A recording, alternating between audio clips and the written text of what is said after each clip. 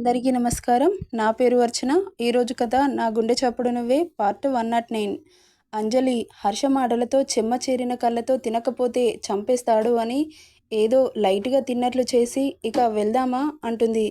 అప్పుడే తిన్నావా అంటూ పేపర్ చదివేవాడల్లా తన ముందున్న పేపర్ తీసి చూడగానే ఎలా ఉన్న ఐస్ క్రీం అలాగే ఉంటుంది. బాబుకి కోపం పీక్సుకుపోతుంది. వెళ్దామని లేస్తున్న అంజలిని గట్టిగా రిస్ట్ దగ్గర పట్టుకొని కుర్చీలో కుదేస్తాడు. విచిత్రంగా చూస్తుంది హర్షని. ఏంటే అలా చూస్తున్నావు? తినమని చెబితే తినకుండా వెళ్ళిపోతున్నావు? నువ్వు తినిపిస్తే తింటాను అంటుంది గోముగా. చేతిని పట్టుకోవడం వల్ల ఎర్రగా మారడంతో చూసుకుంటూ బాబుకి కోపం వస్తున్న పాప మాటలకి కంట్రోల్ చేసుకొని ఐస్ క్రీంని చూసి అతడికి ఇష్టమైన ఐస్ క్రీం స్పూన్ తీసుకొని అంజుకి తినిపిస్తాడు. ఇదే మంచి ఛాన్స్ అని అంజు కూడా స్పూన్తో ఐస్ క్రీం తీసుకొని హర్ష ముందుకు చాపుతుంది. షార్పుగా చూస్తాడు. నువ్వెలా చూసినా నేను నీ ముందు నుండి తీయను అంటూ అలాగే ఉంచుతుంది. నాకొద్దు అని చెప్పాను కదా, ప్లీజ్ రా అని గోముగా పెడుతుంది ఫేస్ని. అంజు ఫేస్ను చూసి నవ్వొస్తున్నా ఆపుకుంటూ ముందుకు చాపిన ఐస్ క్రీంని అందుకుంటాడు. హర్ష తినగానే ఇక అంజు ఫేస్లో ఎక్కడ లేని సంతోషం వచ్చి చేరుతుంది. ఇక ఐస్ క్రీం తినేసి అక్కడి నుండి బయటకు వచ్చి కార్లో కూర్చుంటారు. హర్ష కార్ స్టార్ట్ చేసి పోనిస్తాడు. తల తిప్పి అంజుని చూసి చిన్నగా నవ్వుకుంటాడు. ఏంటి అన్నట్లు కళ్ళెగరేస్తుంది పాప. కార్నర్ లిప్స్కి ఐస్ క్రీం అంటుకోవడం చూసి నవ్వుకుంటాడు బాబు. బట్ దానిని తుడిచేదాకా మనశ్శాంతి ఉండదు కదా. చిన్నగా బ్రేక్ వేసి పాప మెడ చుట్టూ చేయి వేసి దగ్గరికి లాక్కుని పాప లిప్స్కి అంటిన ఐస్ క్రీంని నాలుకతో లిక్ చేసి స్వీట్గా ఉన్న పెదవులని చూస్తూ ఊరుకోలేక లిప్స్ని లాక్ చేస్తాడు. ఆమెలోని ఐస్ క్రీం స్వీట్ని మొత్తంగా జుర్రుకుంటూ ఆమె తిన్న ఐస్ క్రీం మొత్తం అతడే లాగేసుకుంటుంటే కళ్ళు పెద్దవి చేసి చూస్తుంది పాప. అప్పటి వరకు తన మీద ఉన్న కోపం పోయింది అన్న సంతోషంలో అతడికి సహకరిస్తుంది అంజలి. అలా అంతకంతకు హార్డ్గా మార్చేశాడు.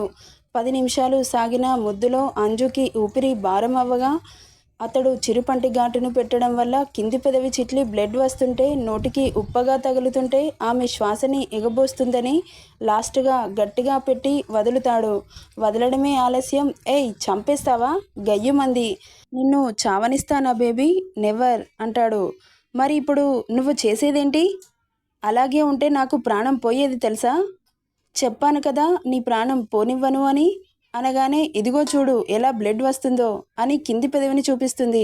హర్ష తనని చూసి నవ్వుకొని దగ్గరికి వచ్చి అతడి పెదవులతో తుడిచి కింది పెదవిని సున్నితంగా నాలుకతో లిక్ చేయగానే చల్లగా అనిపిస్తుంది అంజలికి.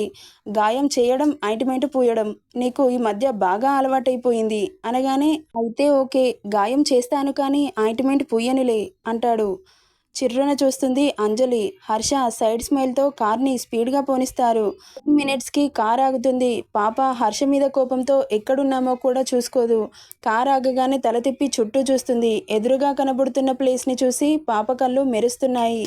అతడిని అర్థం చేసుకోవడంలో ఎప్పుడూ ఫెయిల్ అవుతున్నానని బాధపడుతూ ఉంటుంది అంజు. అందుకేనా హాస్పిటల్కి రావడం కోసం రెస్ట్ లేకుండా ఆఫీస్ వర్క్ చేశాడన్నమాట అని అర్థమవుతుంది. అతడిని చెమ్మ చేరిన కళ్ళతో చూస్తూ ఉంది. మళ్ళీ ఏడిస్తే పాతేస్తాడు అని వాటిని అతడికి కనపడనివ్వకుండా దాచేస్తుంది. కార్ హాస్పిటల్ సెల్లార్లో కార్ పార్క్ చేసి లోపలికి వెళ్తారు.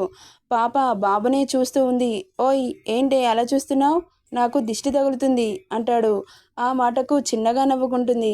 అంతలో లక్ష్మి ఉండే రూమ్ రావడంతో లోపలికి వెళ్తారు ఇద్దరు. పక్కన కేర్ టేకర్ ఆమెతో మాట్లాడుతూ కనిపిస్తుంది. ఆమెను చూసి హర్ష చిన్నగా స్మైల్ ఇచ్చి లక్ష్మిని చూస్తాడు. లక్ష్మి వీళ్ళని చూసి చాలా సంతోషపడుతుంది. ఎలా ఉందమ్మా అంటూ అమ్మ చెయ్యి పట్టుకొని అడుగుతుంది అంజలి. బాగుందమ్మా అంటుంది. ఏమైనా తిన్నారా అత్తయ్య?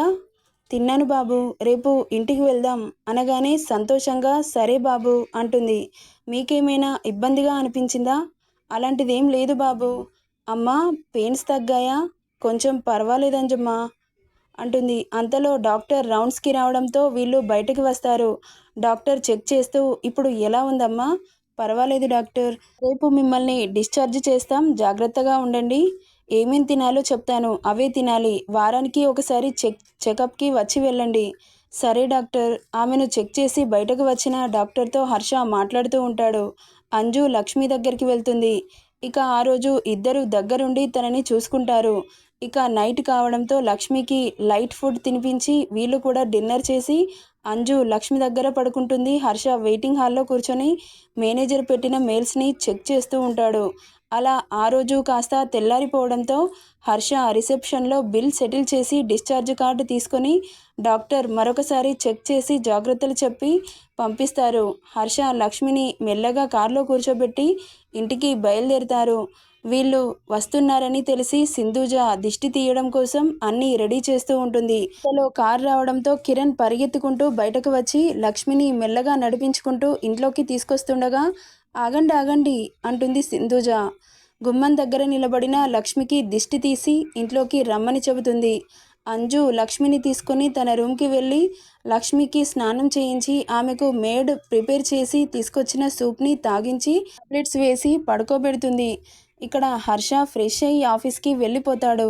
అంజు ఆ రోజు ఇంట్లో ఉండాలని అనుకుంటుంది. కానీ సింధూజ వచ్చి అంజు నువ్వు కాలేజ్కి వెళ్ళమ్మా, నేను అమ్మని చూసుకుంటా అనగానే పర్వాలేదత్తయ్య, రేపటి నుండి వెళ్తాను.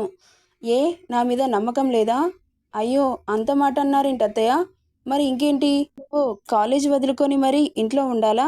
నేను లేనా అమ్మని చూసుకోవడానికి అనగానే సరే అత్తయ్య వెళ్తాను అని ఫ్రెష్ అయ్యి కాలేజ్కి బయలుదేరుతుంది. అప్పటికే హర్ష ఆఫీస్కి వెళ్ళిపోవడంతో డ్రైవర్ అంజలిని కాలేజ్ దగ్గర డ్రాప్ చేస్తాడు. హర్ష ఆఫీస్ వర్క్లో ఊపిరి సలపకుండా పనిచేస్తున్నాడు. అలా 2 డేస్ గడిచిపోతాయి. ఫైన్ మార్నింగ్ బాబు లేచేసరికి ఇంట్లో సాంబ్రాణి ధూపం మూడ్ని ప్లజెంట్గా మారుస్తుంటే కళ్ళు నలుపుకుంటూ లేచి పూజ గదిలో గనగన గంట సౌండ్తో పాటు రామచంద్రాయ జనకరాజాయ మనోహరాయ మమకాభీష్టకాయ మహితమంగళం కోసలేశాయ మందహాసదాస పోషణాయ వాసవాది వినుత సద్వరద మంగళం చారు కుంకుమోపేత చంచనాద చర్చితాయ హారకటక శోభితాయ భూరి మంగళం లలితరత్నకుండలాయ తులసీవనమాలికాయ జలధి సదృశదేహాయ చారు మంగళం శివకీ సుపుత్రాయ దేవదేవ దేవతాయ చాపచాత గురువారయ భంవ్య మంగళం అని వినబడుతుంటే హర్షకి తెలియకుండానే కళ్ళు మూసుకొని హమ్ చేస్తూ వింటూ ఉన్నాడు. అంజలి పూజ పూర్తి చేసుకుని హారతి పళ్ళంతో బయటకు వస్తుంది. కళ్ళు మూసుకొని పాటని ఆస్వాదిస్తున్న హర్షని చూసి అతడి ముందు గంట కొడుతుంది. టక్కున ఈ లోకంలోకి వచ్చి పాపని చూడగానే కనకాంబరం కలర్ పరికినిలో బుట్ట బొమ్మలాగా ఉన్న ఆమెను చూసి రెప్పవాల్చడం మర్చిపోయి అలాగే చూస్తూ ఉండిపోయాడు బాబు. మళ్ళీ గంట సౌండ్ మోగించడంతో తేరుకొని ఏంటి అన్నట్లు కళ్ళెగరేస్తుంది. You are looking so beautiful అని వేళ్లతో చూపిస్తాడు. అతడి మాటలకు చిన్నగా నవ్వుకొని శ్రీరామచంద్ర ప్రభు ఇంకా ఫ్రెష్ అవ్వలేదా స్వామి అనగానే ఆమె మాటలు కొత్తగా అనిపిస్తుంటే అలాగే చూస్తూ ఉండిపోతాడు. హలో సార్, వెళ్ళండి, వెళ్ళి ఫ్రెష్ అయ్యిరండి.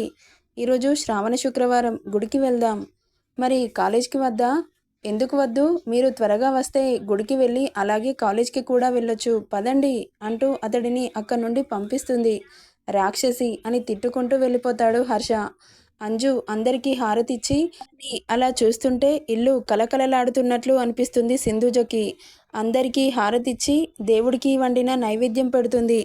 ఇక పూజ పూర్తి కావడంతో కిచెన్లోకి వెళ్ళి అందరికీ కాఫీ కలిపి తీసుకొస్తుంది. అంతలో బాబు రెడీ అయ్యి కిందకి రావడంతో అతడిని చూసి చిన్నగా నవ్వి అతడి చెయ్యి పట్టుకుని పూజ గదిలోకి తీసుకెళ్తుంది. ఇద్దరు దేవుడికి నమస్కారం చేసుకుని దేవుడు బొట్టు పెట్టి చేతిలో అక్షింతలు పెడుతుంది. అన్నట్లు చూస్తాడు హర్ష. నన్ను ఆశీర్వదించండి అంటూ అతడి కాళ్ళు పట్టుకుంటుంది. ఆమె చేతులు అతడి పాదాలని స్పృశించగానే అతనికి ఏదో తెలియని ఫీలింగ్. తల మీద అక్షింతలు వేసి గాడ్ బ్లెస్ యూ అంటాడు. అంజు అక్కడి నుండి లేచి కిచెన్లోకి వెళ్ళి తన కోసం గ్రీన్ టీ తీసుకొని హర్ష చేతికిస్తుంది. ఇక హర్ష టీ తాగి వెళ్దామా అంటాడు. నిత్య, శ్వేత, ఆనంద్ అప్పటికే బ్రేక్ఫాస్ట్ చేసి వెళ్ళిపోయారు. ఆగండి అని అతడిని ఆపి దేవుడికి వండిన నైవేద్యం హర్షకి పెడుతుంది. హర్ష కళ్ళకు అద్దుకొని తీసుకుంటాడు. ఇక అక్కడి నుండి బయలుదేరుతారు. అత్తయ్య వెళ్ళొస్తాను, అమ్మ జాగ్రత్త అని చెప్పి వెళ్ళిపోతారు. టెంపుల్కి వెళ్దాం హర్ష అంటుంది. ఓకే అని దగ్గర బాలాజీ టెంపుల్ ఉండడంతో కారు ఆపుతాడు. ఇద్దరు దిగి గుడికి వెళ్తారు. లోపలికి వెళ్తుండగా హాయ్ హర్ష అంటూ పలకరిస్తాడు హర్ష ఫ్రెండ్. హాయ్ రా, ఎవరు ఈ అమ్మాయి అడుగుతాడు. తను నా వైఫ్ అని చెబుతాడు హర్ష. అవునా, పెళ్ళెప్పుడైందిరా, మాకు కనీసం ఒక మాట అయినా చెప్పలేదు కానీ నీకేంట్రా ఎవరికీ చెప్పలేదు. అదేంట్రా, లవ్ మ్యారేజా? లవ్ మ్యారేజ్ అయితే ఎవరికీ చెప్పకూడదా అంటాడు హర్ష. అది కాదురా, నీ గురించి మాకు తెలుసు. నీ పెళ్ళి చూడాలని మన ఫ్రెండ్స్ అందరూ తెగ ఆరాటపడిపోతుంటే "ఓ, ఎవరికీ తెలియకుండా చేసుకున్నావేంట్రా? పరిస్థితులు అలా వచ్చాయి, చేసుకోవాల్సి వచ్చింది. Okay okay, carry on, happy married life రా అంటూ వెళ్ళిపోతాడు అతను. ఆయన మాట్లాడే మాటలకు అంజలి ఆలోచనలో పడుతుంది. హలో పాప అంటూ చిటిక వేస్తాడు.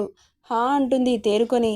ఏంటి, ఏం ఆలోచిస్తున్నావు? అతనేంటి అలా అనేశాడు? తెలియని వాళ్ళు ఎలా అంటారు? ఎక్కువ థింక్ చేయకుండా పద పాప, ఎవరు ఏమనుకుంటే మనకేంటి అనగానే అదేంటి హర్ష అలా మాట్లాడతావు? నువ్వు ఇంత పెద్ద బిజినెస్ మ్యాన్వి, ఇంటర్నేషనల్ ఛాంపియన్వి, నీ మీద నీ ఫ్యాన్స్కి హోప్స్ ఉంటాయి కదా. ఉంటాయి కానీ అక్కడ సిచ్యువేషన్ వాళ్ళకి తెలీదు కదా. ఇప్పుడు దాన్ని మార్చేదేమైనా ఉందా? లేదు కదా. ఎక్కువగా ఆలోచించకుండా పద అంటూ లోపలికి వెళ్తారు.